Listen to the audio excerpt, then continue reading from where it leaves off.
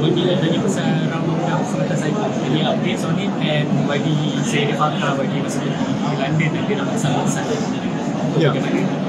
Dia ada beberapa perkara yang perlu kita lakukan segera. Pertama, seperti yang diumum oleh Ahmad Mohamad Perdana Menteri beberapa hari yang lalu, satu, undang-undang keselamatan cyber akan digubal.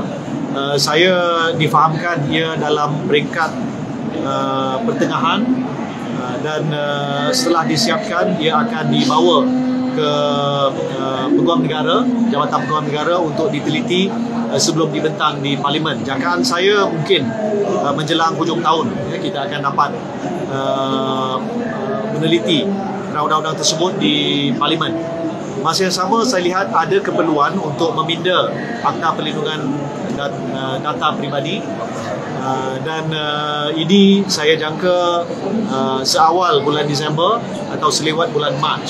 Ini penting kerana kebanyakan daripada insiden scammer berlaku dengan maklumat yang telah dicuri oleh pihak yang tidak bertanggungjawab akibat kebiasaannya sama ada kecuaian ataupun kelemahan keselamatan cyber oleh pihak yang mengendali ataupun menyimpan maupun memproses data peribadi. Jadi kita perlu lakukan beberapa perkara secara serentak.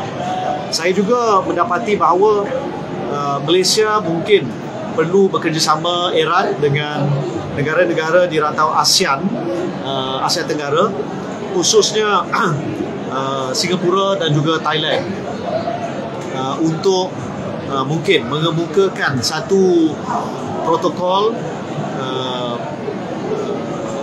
mengenai data, termasuk apa yang disebut sebagai data sovereignty dan data portability, untuk memungkinkan dan membolehkan data yang dihasilkan di sebuah negara digunakan di negara-negara yang lain, terutama di rantau Asia Tenggara. Ini penting kerana Malaysia kini menjadi tumpuan bagi pusat pemprosesan data, tapi kebanyakan daripada aktiviti yang berlaku dalam pusat-pusat pemprosesan data ataupun apa yang disebut sebagai komputeran awan ataupun cloud computing ini memerlukan dataset yang besar dan semestinya melibatkan data yang mungkin dihasilkan ataupun dijana yang diterbitkan dari negara yang berbeza. Oleh itu, saya lihat sekurang-kurangnya ada 3 perkara ini: undang-undang keselamatan cyber, undang-undang pindaan Akta Perlindungan Data Peribadi, serta satu protokol di peringkat ASEAN mengenai data sharing dan data sovereignty dan data portability.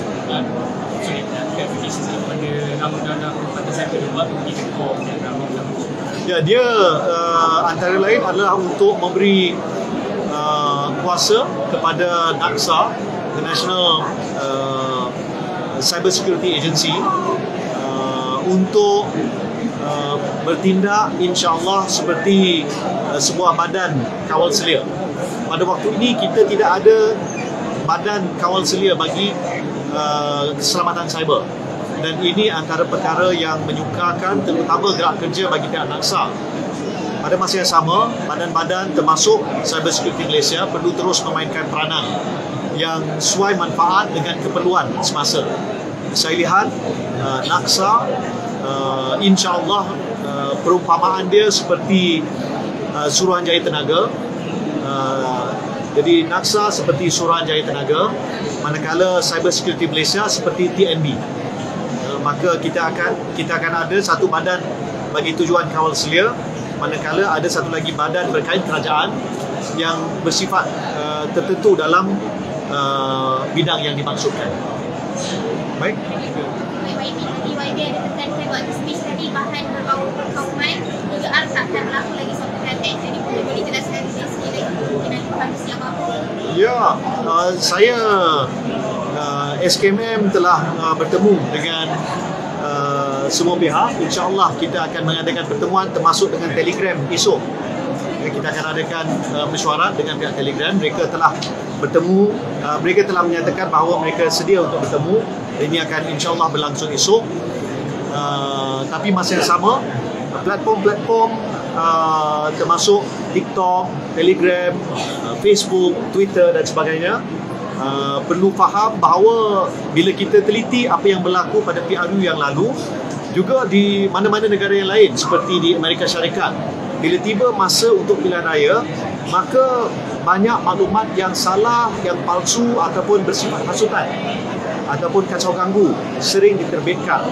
Di Malaysia kita lihat dapatan daripada kajian Center for Independent Journalism membuktikan bahawa ada pihak-pihak tertentu yang secara tidak bertanggungjawab, sangat tidak bertanggungjawab, sengaja menyebarkan bahan-bahan 3R terutama pada PRU ke-15 yang lalu.